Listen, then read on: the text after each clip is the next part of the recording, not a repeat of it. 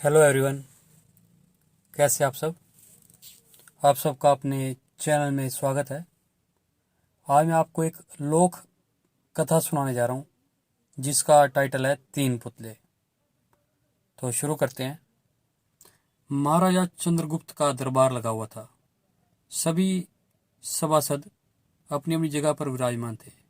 महामंत्री चाणक्य दरबार की कार्रवाई कर रहे थे। महाराजा चंद्रगुप्त को खिलौनों का बहुत शौक था। उन्हें हर रोज एक नया खिलौना चाहिए था। आज भी महाराज के पूछने पर कि क्या नया है, पता चला कि एक सुदागर आया है और कुछ नए खिलौने लाया है। सुदागर का ये दावा है कि महाराज या किसी ने भी आज तक ऐसे खिलौने न कभी देखे हैं और ना देखेंगे। सुनकर महाराज ने सुदागर को बुलाने की आज्ञा दी। सुदागर आया और प्रणाम करने के बाद अपनी पिटारी से तीन पुतले निकालकर महाराज के सामने रख दिए और कहा कि अन्नदाता, ये तीनों पुतले अपने आप में बहुत विशेष हैं। देखने में भले ही एक जैसे लगते हैं मगर वास्तव में बहुत निराले हैं।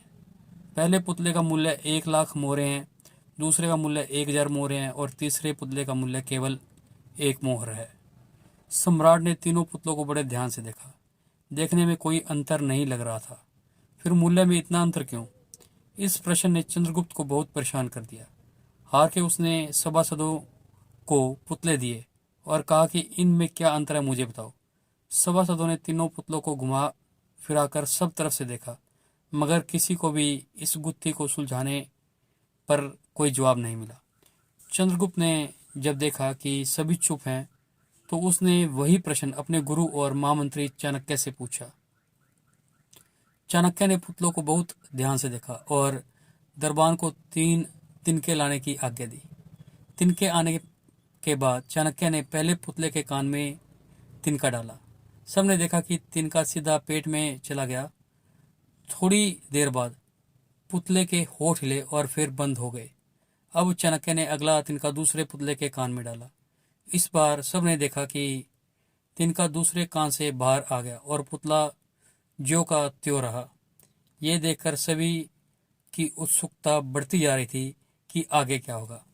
अब चाणक्य ने तीसरा तिनका तीसरे पुतले के कान में डाला। सबने देखा कि तिनका पुतले के मुंह से बाहर आ गया और पुतले का मुंह एकदम खुल गया।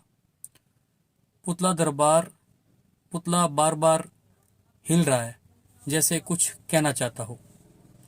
चंद्रगुप्त के पूछने पर कि ये सब क्या है और इन पुतलों का मूल्य अलग अलग क्यों है, चाणक्य ने उत्तर दिया, राजन, चरित्रवान सदा सुनी सुनाई बातों को अपने तक ही सीमित रखते हैं और उनकी पुष्टि करने के बाद ही अपना मुंह खोलते हैं।